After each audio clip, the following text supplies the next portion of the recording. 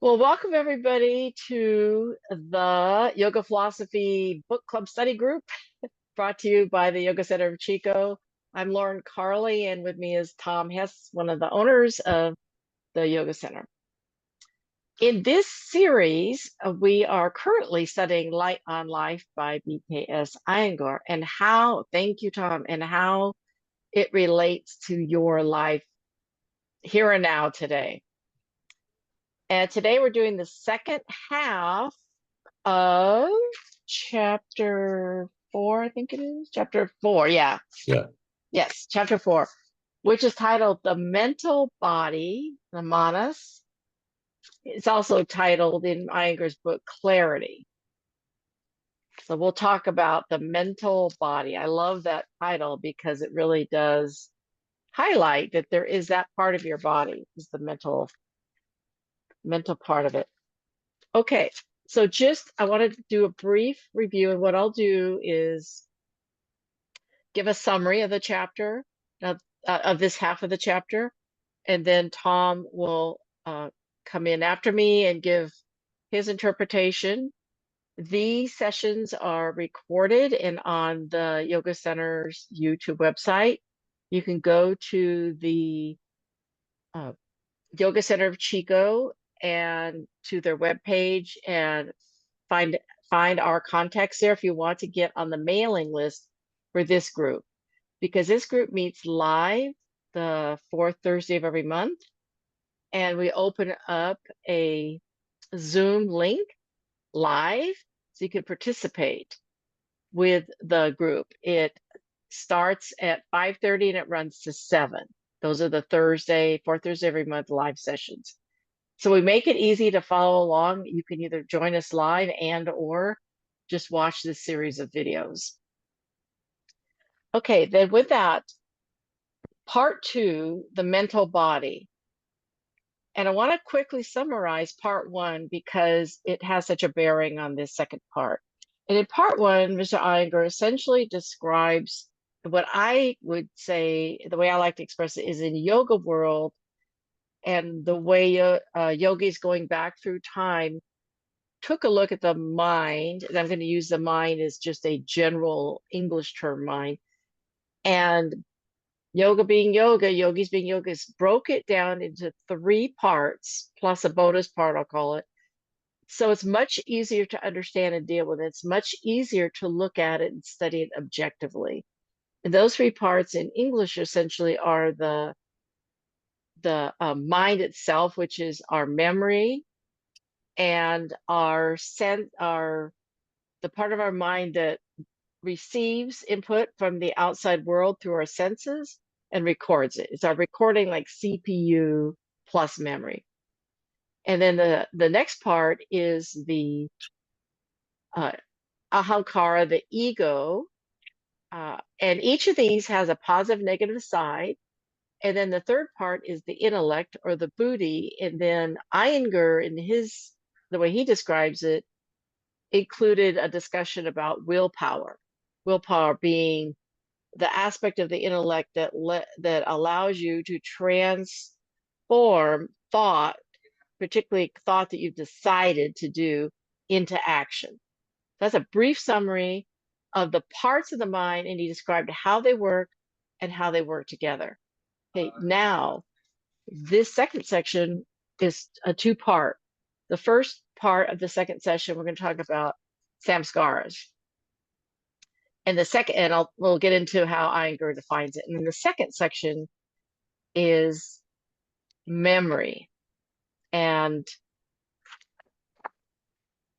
he actually calls that section memory, liberation or bondage, without a question mark. So he's going to talk about both. It's not either or.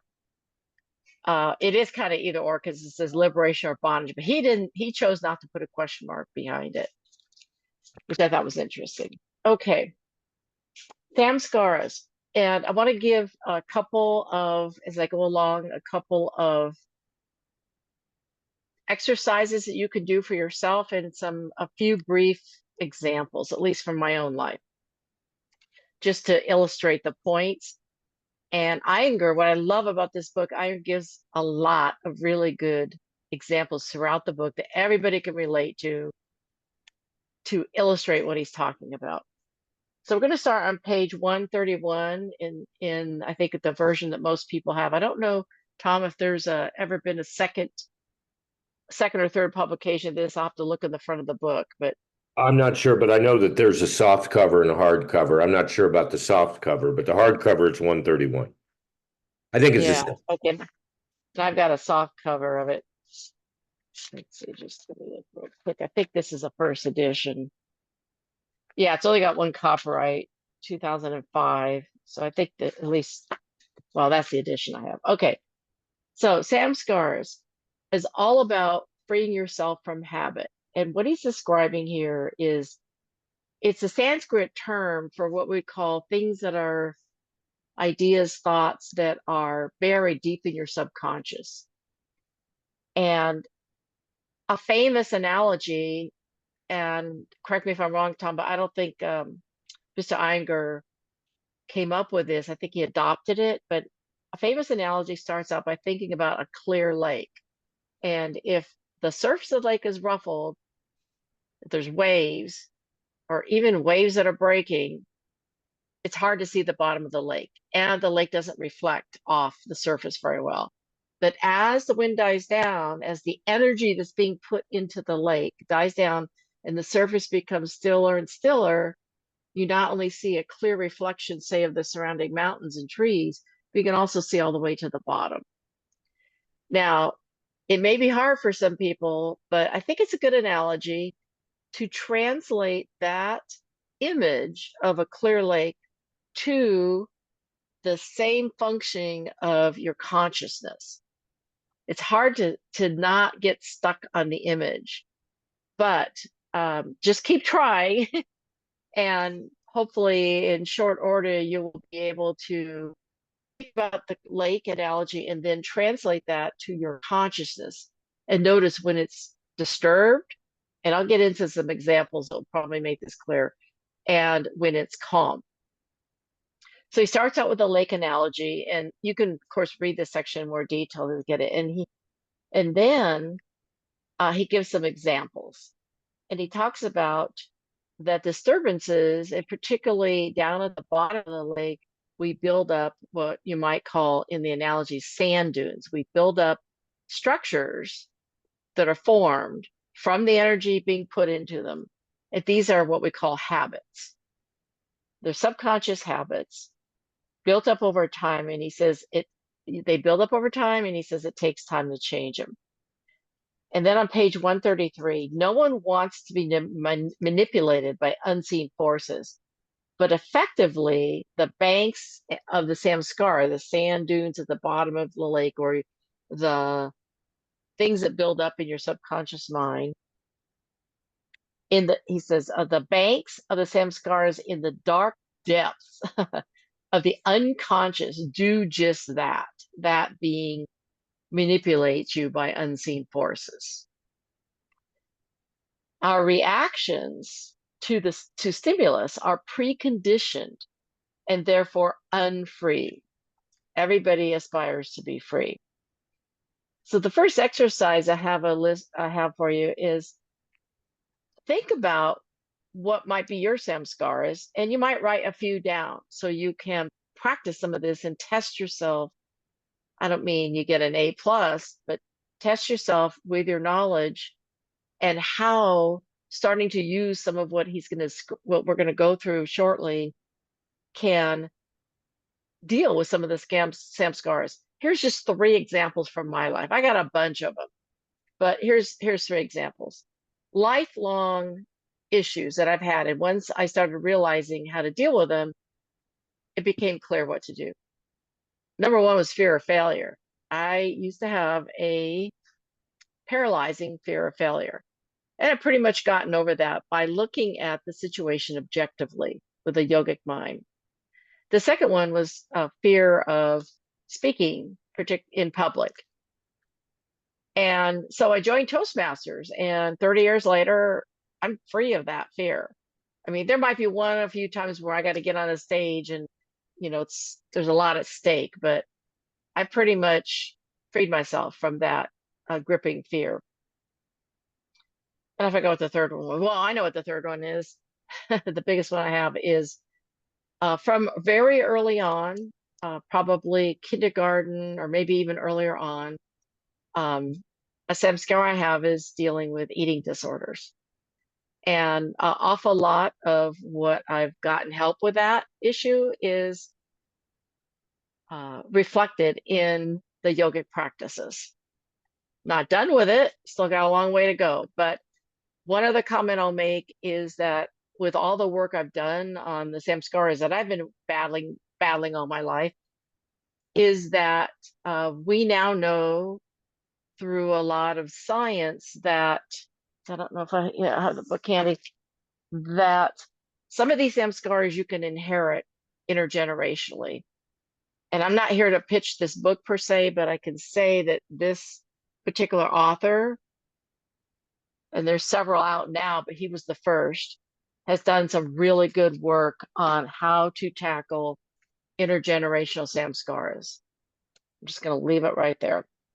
So Mr. Iyengar says, we little by little turn negative samskaras into positive ones, replace negative ones with positive ones until we eliminate the positive ones and have no habit. I'm skipping right through an awful lot of material, but negative samskaras, try to replace them with positives. And then eventually, the way I like to look at it is the positive and negative cancel each other out. And you're in a neutral zone. You don't have a strong habit one or another. You're not being yanked back and forth one way or another. And that's what Mr. Iyengar on page 135 talks about. So 135 to 136, he gives a really good example of chocolate, something we can all relate to. Not everybody likes chocolate, but pick your poison. And so the next exercise I have is think of your own samskars that you've been able to deal with, like my example of public speaking. I would hope that once you're aware of what samskaras are, that you can probably think of some that you've dealt with and been successful, because it's easy to get stuck in a do loop where it's like, oh, I'll never be able to get through this. But stop and think about even the smallest thing, the smallest habit that you've had where you may have inadvertently applied some of these yogic techniques, and now you'll see clearly, objectively, what the techniques are. So moving on to page 136. You could read the details of the chocolate example, but it talks about if you really like chocolate and you eat chocolate a lot, and then you quit eating chocolate for a long time and somebody comes along with some, and if you've gotten through this samskara, you may just like be indifferent. Yeah, I could eat it, I could not eat it, but I'm not going to be driven by my desires to eat chocolate. That's kind of the chocolate example. It's like the ice cream example he gave. So on page 136, this I want to highlight that samskaras, understanding the relationship between samskaras and karma is really important. Now we're getting even deeper into this chapter, that we can break the chain of causality, otherwise in today's language known as the behavior chain. We can break the chain of causality and be free, where you're not being yanked around back and forth by these samskaras from positive to negative. You can just simply be free of them. Page 137, I have this underlined in red. He gives us a caution. Mr. Iyengar says, we must be careful that the idea of progress doesn't project us into the future that never comes. And you can understand this stuff intellectually. You can say, oh, yes, I feel like I understand it and I must be making progress.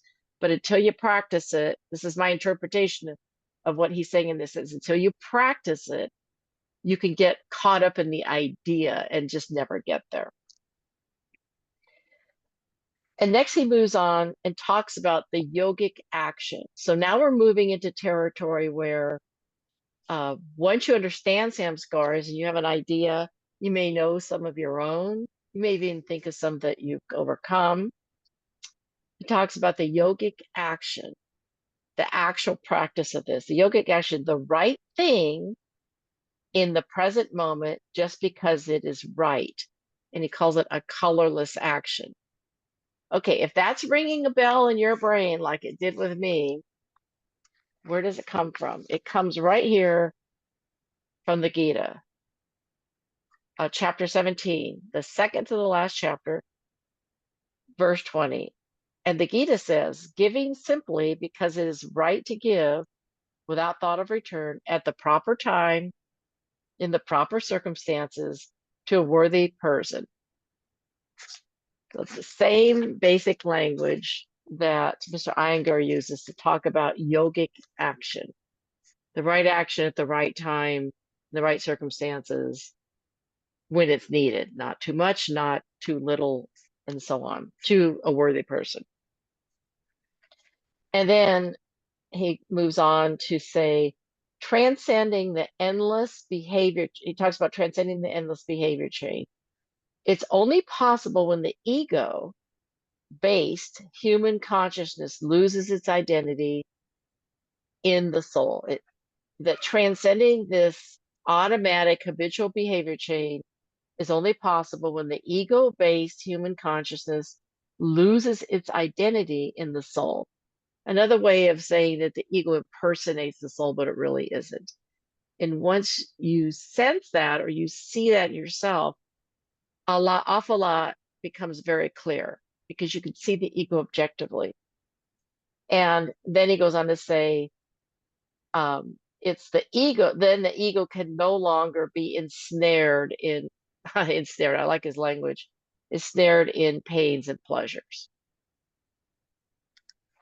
Okay, then starting on page 138, we get to the section on memory, liberation, or bondage. And on page 138, he talks about we are caught up. See, in fact, let me go to 138 because I wanted to, there we go, catch a section, couple of these. 138, we're caught up in the consequences of the behavior chain. Now, behavior chain is my language, not his language, but it's essentially what he's talking about. Before we can interrupt it, we're caught up in the consequences of the behavior before we can interrupt it.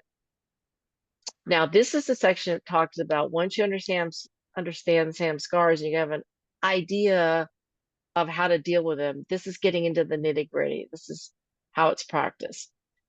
Page 139. If you want to intercept the action of the samskaras, you need speed and clarity of perception and acute self-awareness.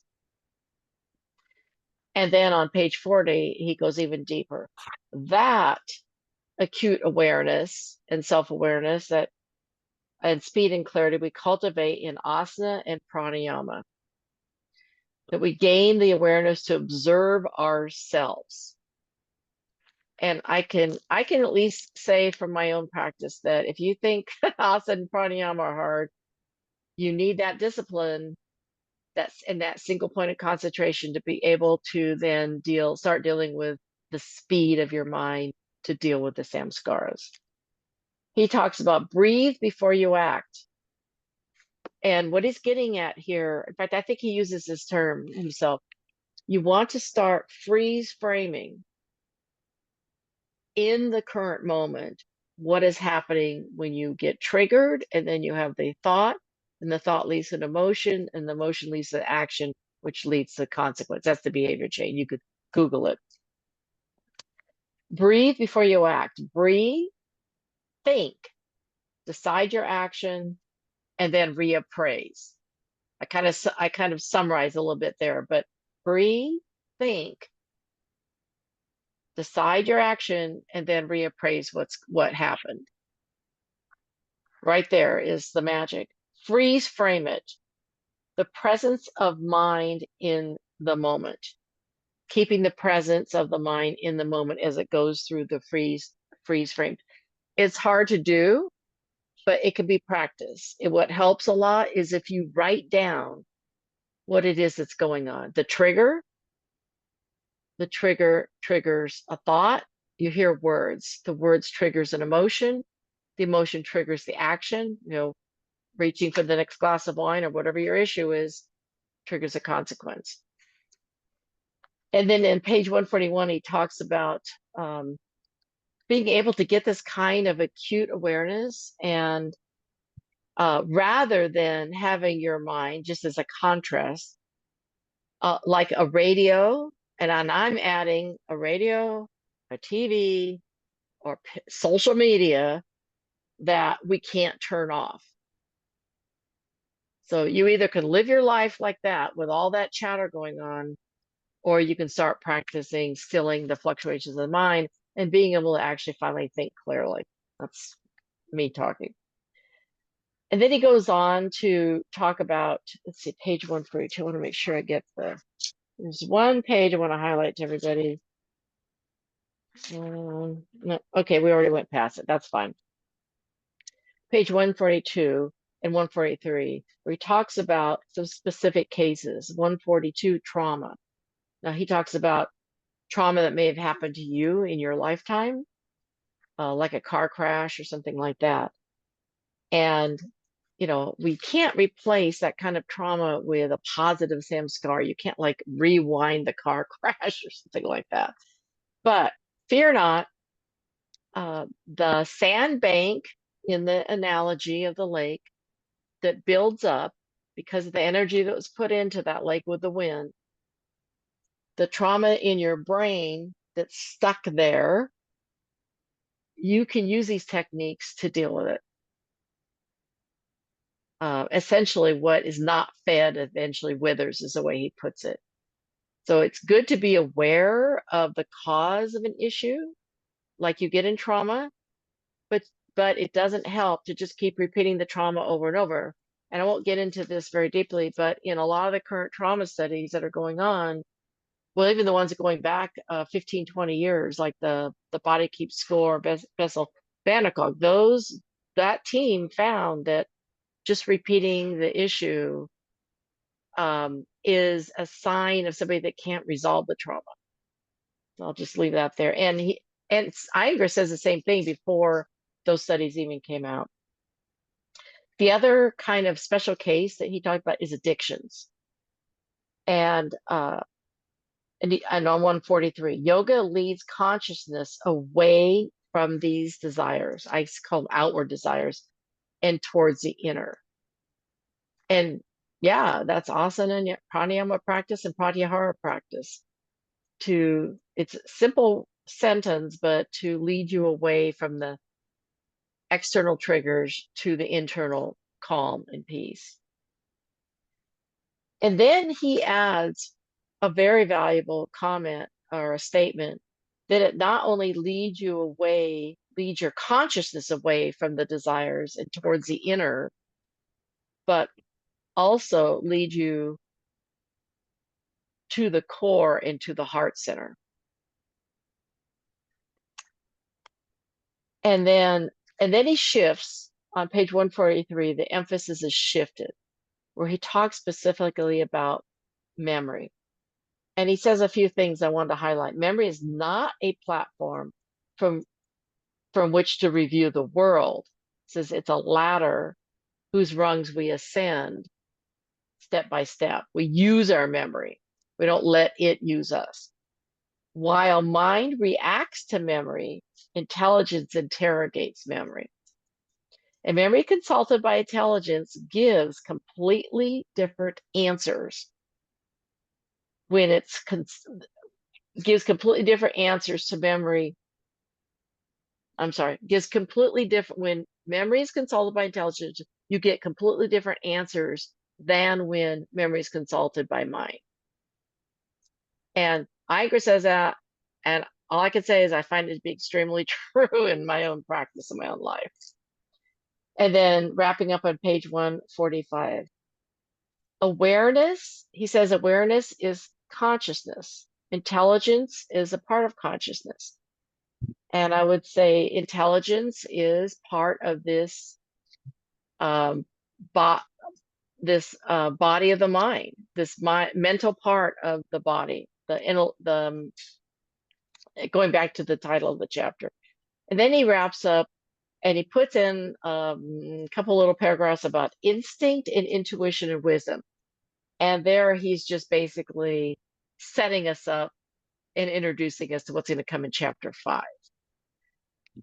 So the practices that I mentioned, I will put on our practice list that we have that we send out to the mailing list. Again, you can go to the Yoga Center of Chico's website to contact Tom and or I to get on that mailing list. And with that, let me turn it over to Tom to give his interpretation of this chapter. Thanks, Lauren. I think he did a really good job. I just want to bring up a couple of points, and I think they're pretty important. Number one, these samskaras are tied into our emotional body.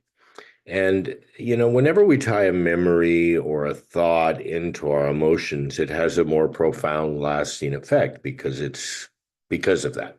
So it just makes this overcoming these samskaras that much more challenging because they've got an underlying attachment to our emotional body.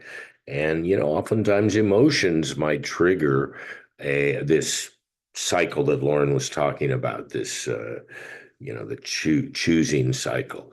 So I think that's important. The other thing that I wanted to mention was, and it really isn't out of this chapter. It's about Prashant Iyengar has been doing a number of talks about on Saturday mornings about these koshas. And he was talking about the Manamaya kosha the last time I was listening. And he said something very interesting, and it ties into with what Lauren was talking about with karma. It's that, from a yogic standpoint, we are reincarnated beings, and we have been reincarnated thousands and thousands of times over many thousands of years, and we have gone through the whole cycle of the animal kingdom, and according to Prashant, even the interstellar system, the outer space. Something like 8.4 million life forms, something like that. Don't hold me to that. But the point is, each of those life forms that we have gone through forever leave their imprints in us, and they're imprinted in us in this monomaya kosha. So that is also what feeds this karmic impression or that is embedded in us on this level. So it's a vast sea in our history of samskaras, karmas, and these past lives impressions that we have to eventually overcome if we want to achieve or seek liberation. It's a huge task. So that's sort of the way I see this chapter, in addition to everything that Lauren said. So that's it. Well, thanks, Tom, for bringing in the information about Prashant. I love that when that you did that, and maybe we can continue to do that. Is bring I in some kind of related sources. I had another related source. I'm not going to get into it tonight. I think we're wrapping up, but maybe in the live session, if it's appropriate, I can give some very specific examples. I think other examples that people can relate to Yeah. that gets right at this emotional link.